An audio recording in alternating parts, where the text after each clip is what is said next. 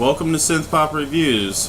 This week we review Kraftwerk's 1981 album, Computer World.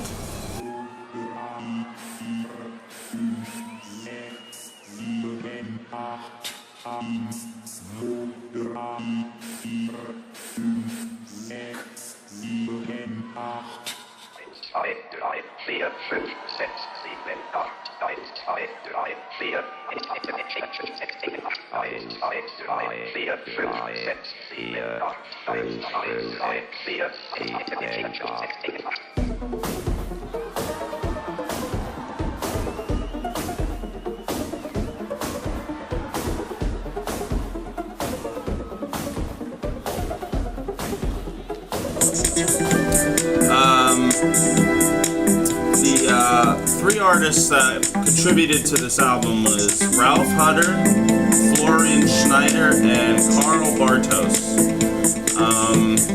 Florian and Ralph formed Kraftwerk in 1970 in Dusseldorf, Germany.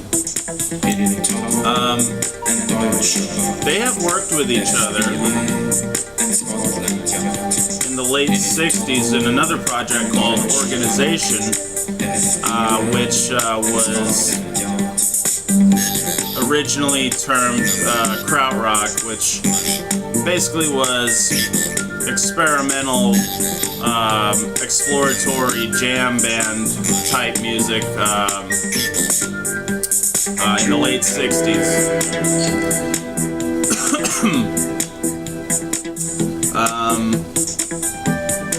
They did work with guitarist Mike Rother and drummer Klaus Dinger, but those two guys left to form the band New. N-E-U exclamation point.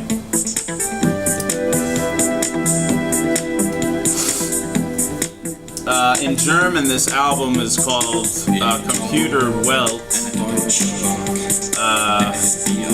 And Kraftwerk is German for power station, and it's pronounced Kraftwerk. Gotta get my German. These guys inspired scores of bands, including early 80s hip-hop, which we will see on the track numbers. Throw that track on. This album only has the English version of this album has 7 tracks. I have not listened to the German version or the Japanese version. And the German version I read is a little colder, not as polished, and a lot of people like this version better than the English version.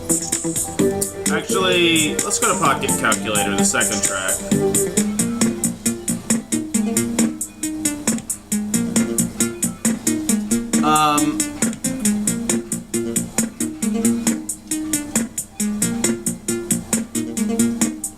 This album, you could just have a lot of fun with. This album you can get really nerdy with because this is basically an all-electronic album, which was very pioneering for the time. I've listened to Jan Hammer's late 70s work, and he was doing stuff like this too. Something about those Germans, they love messing around with electronics.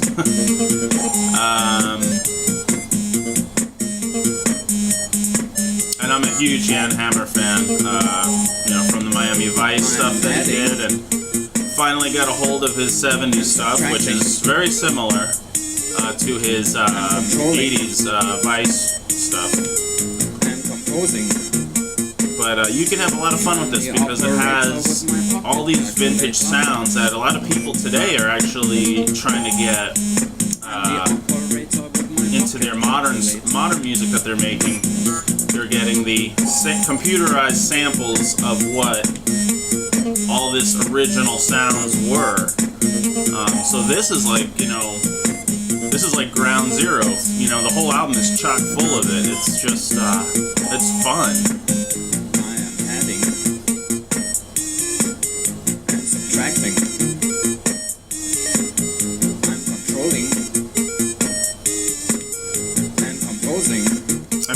feels like you're walking in like an Atari world, you know, that came to life. It's just awesome. Pressing down a special key, it plays a little melody.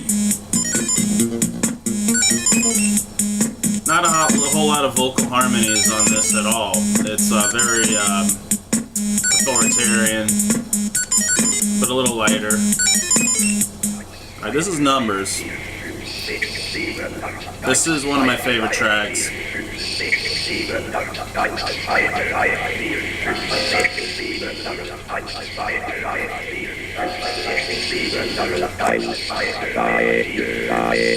Now they use a lot of vocoder on this album to create the robot voice.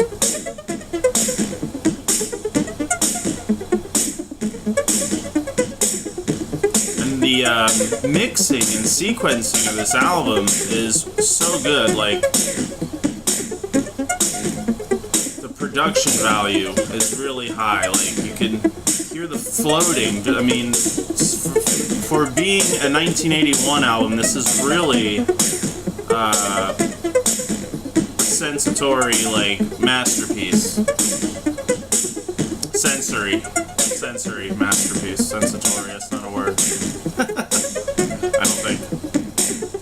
Audio sensory masterpiece. There we go.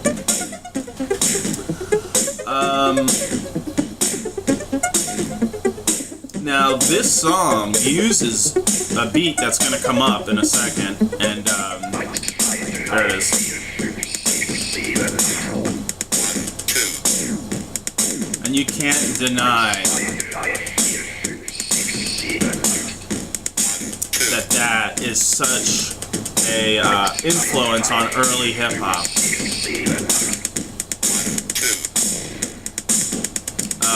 I dare to say that Africa Bambaataa probably ripped off Kraftwerk. I dare to say that.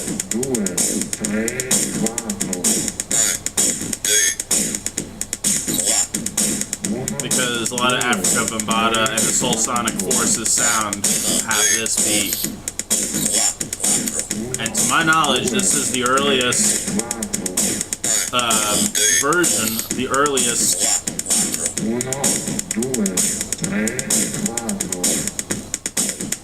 that beat is so awesome. And it's still used today. It's still used today by bands with electronic influence. It's just such a clean sound. It's such a cool sound.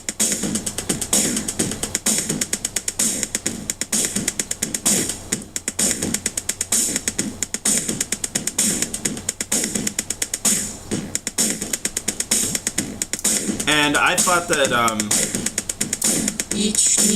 Kraftwerk used a speak and spell in this song, but it turns out they used a language translator, which was also made by Texas Instruments. So they used the same voice for the speak and spell.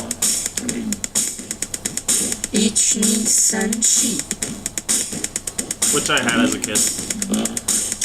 I think every 80s kid had that.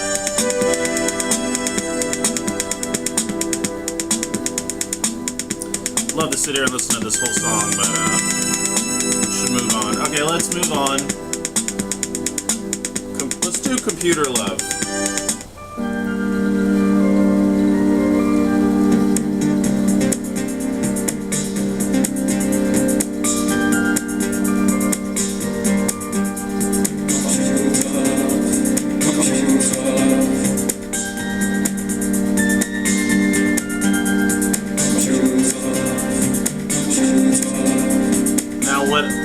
I feel, when I listen to this song, I feel like Kraftwerk was attributing human qualities to an inanimate computer. And of course, in '81, computers were very, very new, very, very basic and crude. I guess, I don't know if crude is the right word to apply to a computer. more like a tool that you would use that for. But humans' fascination with, I think, computers, it's specifically the fact that they can process things and that people begin to relate as a human to that, and they attribute and project onto a computer qualities of humans. Maybe romantically, not realistically, although that's a whole other conversation.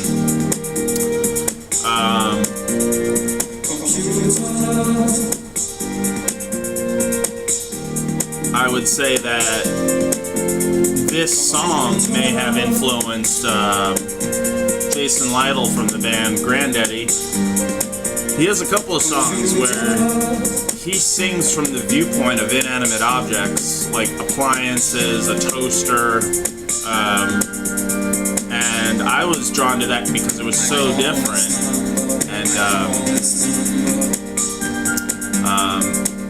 and how you almost feel empathy with the inanimate object. You know, it's a really cool concept.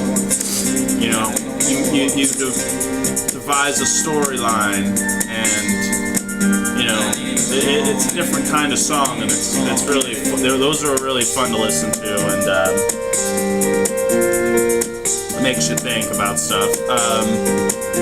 This one seems to be from the viewpoint of a computer. Now imagine the computer 1981, and the computer has like discovered love. It has processed love, and now it wants to reach out. That's how I feel that they were going with this song.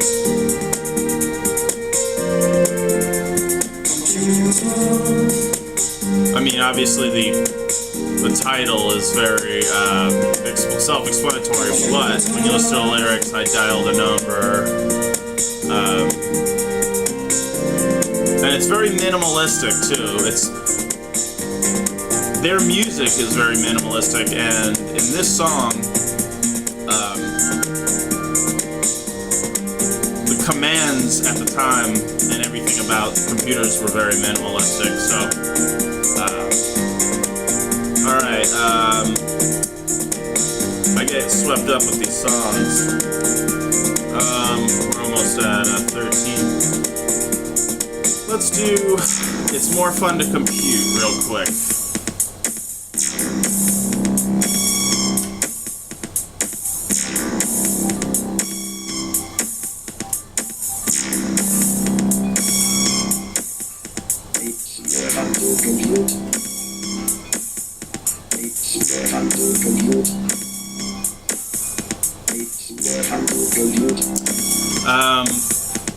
This song is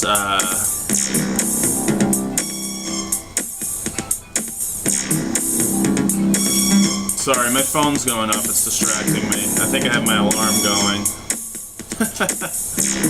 Live TV, folks. This is just another example of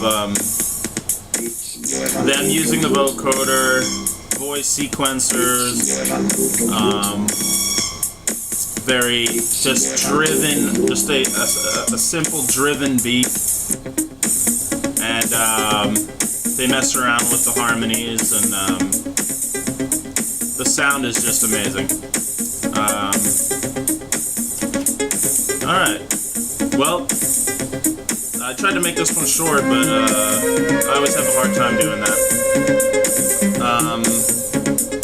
Alright, check out 1981's Kraftwerk, Computer World, or Computerwelt. I got it right.